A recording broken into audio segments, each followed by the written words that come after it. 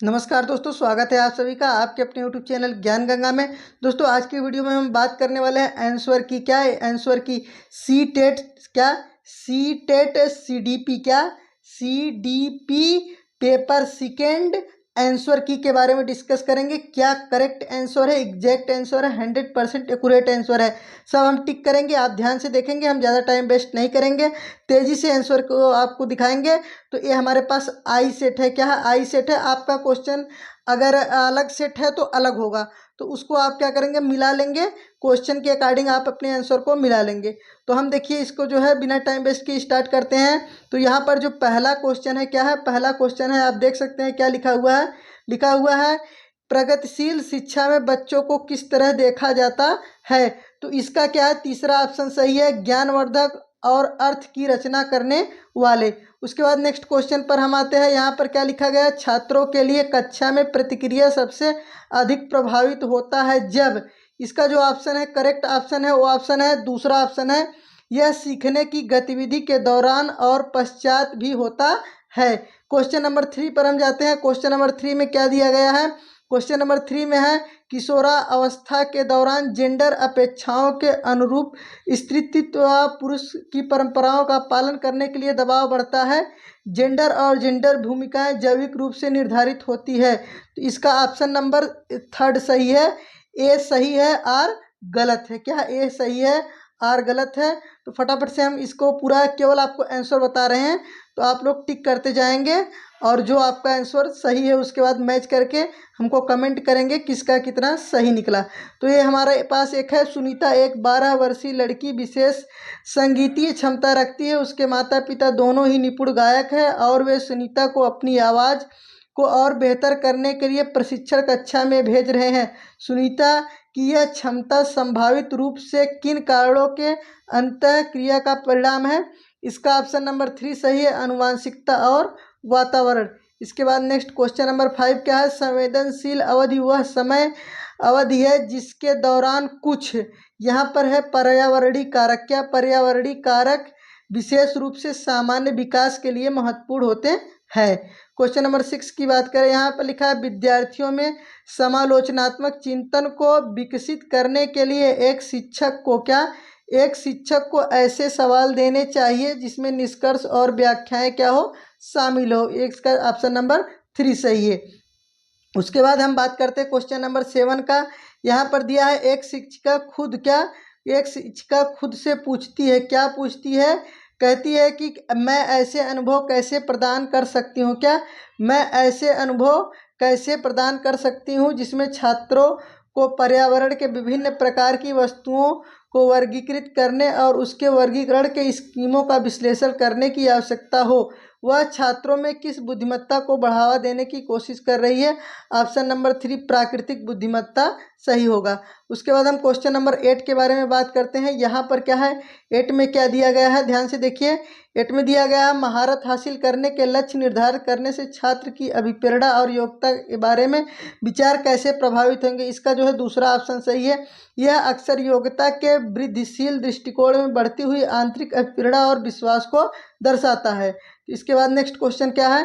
Next question number 9 है। यहाँ पर देखिए, यहाँ पर लिखा है रमा एक शिक्षिका है जो वाइगोत्स्की के सिद्धांत, क्या वाइगोत्स्की के सिद्धांत को अपनी कक्षा में लागू कर रही है और एक चुनौतीपूर्ण कार्य को पूरा करने के लिए अपने छात्रों के समूह में काम करने के लिए नियुक्त करती है। कार्य के दौरान एक छात्र का महत्वपूर्ण संकल्पना को समझने के लिए समझने के लिए संघर्ष करता है। रमा के इस छात्र की मदद करने का सबसे प्रभावशाली तरीका क्या है? तो यहाँ पर जो है चौथा ऑप्शन सही है, छात्र के साथ समस्या पर काम करें और समूह के अन्य सदस्यों को शामिल करते हुए आवश्यकता अनुसार मार्गदर्शन और प्रतिपुष्टि प्रदान करें। उसके बाद क्वेश्चन नंबर 10 की बात करते हैं। यहाँ पर है क्या है? असर्शन और रीजन का क्वेश्चन है। शिक्षकों को विद्यार्थियों के बीच बहस चर्चा और सहयोग को प्रोत्साहित करना चाहिए, हमारा असर्शन है। उसके बाद इसका रीजन क्या है? ज्ञान उत्पादन एक निष्क्रिय प्रक्रिया है और सामूहिक गतिविधियों में संलग्नता अर्थपूर्ण और अधिगम में बाधा डालता है। तो यहाँ पर इसका कौन सा तीसरा ऑप्शन सही है? ए सही है, आर गलत है। इसके बाद हम नेक्स्ट क्वेश्चन पर चलते हैं। Question number 11। यहाँ पर क्या दिया गया है? 11 में यहाँ पर दिया गया है भावनाओं, व्यक्तित्व और सामाजिक संबंधों में परिवर्तन स्थिरता किस विकास में शामिल है। तो ये हमारा ऑप्शन नंबर 2 भावनात्मक विकास सही होगा। क्या होगा? भावनात्मक विकास सही होगा। इसके बाद क्वेश्चन नंबर 12 की बात करते हैं। क्या? क्वेश्चन नंबर 12 की। तो यहाँ पर आप देख सकते हैं इसमें दिया है छात्रों के विविध समूहों को पूरा करने के लिए निम्नलिखित में से कौन सा सांस्कृतिक रूप से उत्तरदायी शिक्षण का सही वर्णन करता है। तो इसका ऑप्शन नंबर 3 सही है। क्या है? ऑप्शन नंबर 3 सही है। पहला सुविचारित, अनुकूलित और विभेदित, ये हमारा जो है ऑप्शन नंबर 3 सही है। उसके बाद हम क्वेश्चन नंबर 13 पे बात करते हैं। 13 क्या दिया है? असर्शन है स्कूल को उस ढांचे के भीतर कार्य करना चाहिए जो तैयार उत्पाद और सीखने के परिणामों का आकलन करते हैं। रीजन क्या है? सीखना पक्के तौर पर अनुक्रमिक और पदानुक्रमिक है। तो यहाँ पर इसका ऑप्शन नंबर 4 सही है। ए और आर क्या है? दोनों गलत है। क्या है? ए और आर दोनों गलत है। इसके बाद हम क्वेश्चन नंबर 14 पर जाते हैं। यहाँ पर दिया गया लेव वागोत्स्की के अनुसार भाषा और विचार के बीच क्या संबंध है। तो इसका ऑप्शन नंबर 4 सही है। भाषा और विचार विकास की जटिल विनिमय प्रक्रियाएं हैं। इसके बाद हम नेक्स्ट क्वेश्चन नंबर पर जाते हैं। क्वेश्चन नंबर 15 क्या है? 15 बहुत तेज हम करा रहे हैं, इतना फास्ट आंसर की कोई नहीं देगा। ध्यान से समझिए यहाँ पर क्या दिया गया है, निम्नलिखित में से कौन सा सही सुमेलित है। तो इसका दूसरा सही है। मानक संदर्भित मूल्यांकन साथियों के प्रदर्शन की तुलना करता है। एक ऑप्शन नंबर सेकंड इसमें सही है। इसके बाद नेक्स्ट क्वेश्चन की बात करते हैं। क्वेश्चन नंबर कौन है? क्वेश्चन नंबर हमारे पास है 16। क्या? 16 यहाँ पर दिया है निम्नलिखित में से क्या दृष्टिबाधित विद्यार्थियों को कक्षा में भागीदारी लेने में बाधा डालता है। तो यहाँ पर क्या, अगर दृष्टिबाधित है तो उनके लिए क्या बाधा है? मुद्रित पाठ्यपुस्तकें और नोट्स। ये क्या है? निगेटिव का भाई जो है ये निगेटिव आंसर सही होगा। तो उसके बाद नेक्स्ट है क्वेश्चन नंबर 17। क्या है? Question number 17। तो 17 पे यहाँ पर देखेंगे क्या दिया गया है। लॉरेंस कोहलबर्ग ने बच्चों के नैतिक विकास का अध्ययन करने के लिए किस विधि का प्रयोग किया। इसका जो है दूसरा सही है। बच्चों के सामने नैतिक दुविधाएं रखना और अनुक्रियाओं की सही समालोचना करना। इसका ऑप्शन नंबर दूसरा वाला सही है। उसके बाद हम क्वेश्चन नंबर 18 पर जाते हैं। किस पे जाते हैं? क्वेश्चन नंबर 18 पे जाते हैं। तो 18 में क्या दिया गया है? 18 में दिया है रचनावादी शिक्षण विधियों को अधिगम की ओर ले जाता है कौन? खोज आधारित। क्या? खोज आधारित। यहाँ पर क्या है देखो, इसका ऑप्शन नंबर 1 सही है, खोज आधारित। उसके बाद नेक्स्ट 19 पे क्या है? पठन वैकल्य से जूझ रहे छात्रों को पढ़ाया सिखाया जा सकता है। क्या है? क्वेश्चन नंबर 19 का है। तो इसका ऑप्शन नंबर 1 सही है। व्यवस्थित ध्वन्यात्मक प्रशिक्षण के माध्यम से, through the systematic phonological training, पहला वाला ऑप्शन सही है। इसके बाद हम क्या बात करते हैं क्वेश्चन नंबर 20 की। क्या number? Question number 20। Question number 20 में कौन सा सही है?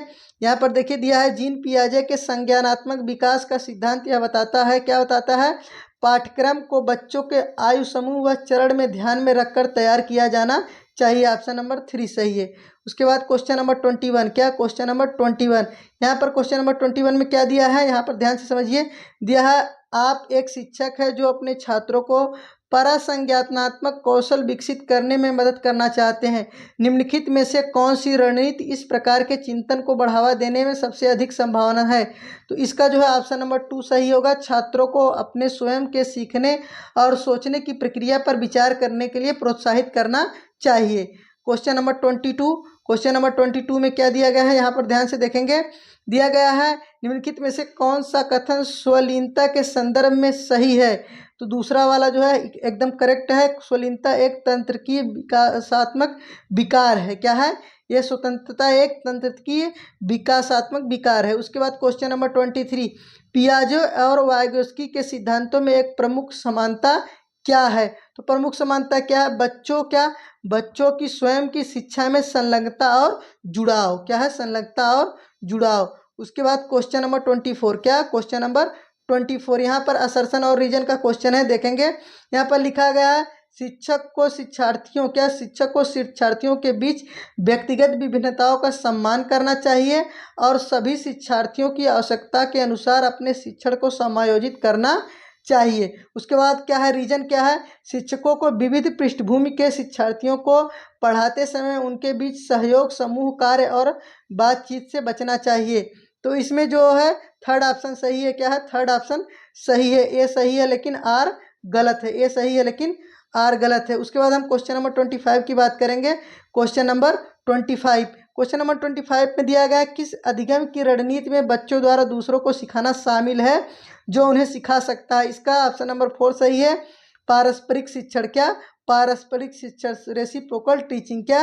Reciprocal teaching. इसके बाद क्वेश्चन नंबर हमारा 26 है। क्वेश्चन नंबर 26 असर्शन और रीजन का है। इसमें कहा गया एशियाई संस्कृतियों में जो सामाजिक सद्भावना पर जोर देते हैं, क्या? सामाजिक सद्भावना पर जोर देते हैं। क्रोध को, अभिव्यक्ति को हतोत्साहित किया जाता है और शर्म को प्रोत्साहित किया जाता है। कारण भावनाएं व्यक्तिपरक है और सीखने में इनकी कोई भूमिका नहीं निभाती है। तो इसका ए सही है, लेकिन आर गलत है। ऑप्शन नंबर 3 सही है। उसके बाद हम बात करते हैं क्वेश्चन नंबर 27। क्या? क्वेश्चन नंबर 27 में क्या है? यहाँ पर क्या दिया है? जीन पियाजे के अनुसार बच्चे वयस्कों से किस प्रकार भिन्न है? तो यहाँ पर इसका ऑप्शन नंबर 3 सही है। बच्चे की सोच वयस्कों के गुणात्मक रूप से भिन्न होती है। ये हो गया हमारा जो है 27। उसके बाद 28। क्या है? 28 में कहा गया है निम्न में से क्या? निम्न में से कौन सा प्रश्न विश्लेषणात्मक चिंतन को बढ़ावा देता है? तो इसका चौथा है। क्या है? चौथा। भारत में जनसंख्या वृद्धि के विभिन्न कारण क्या है?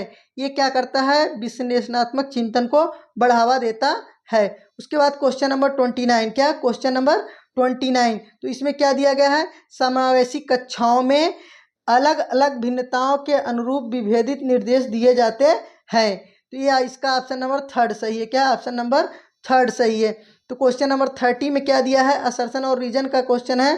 तो यहाँ पर दिया गया है शिक्षक को बच्चों के प्रयोग के लिए बहुत सारे अवसर देने चाहिए और उदाहरण और गैर उदाहरणों पर चर्चा करनी चाहिए। बच्चों को गलत धारणाओं से निपटने का एक रचनात्मक तरीका विपरीत उदाहरण प्रदान करता है। सही विकल्प चुने। इसका पहला है ए और आर दोनों सही है। ए आर की सही व्याख्या करते हैं। तो ये था फटाफट आंसर की देना। इस तरीके से हम आपको आंसर की दे दिए। अब सीडीपी का था।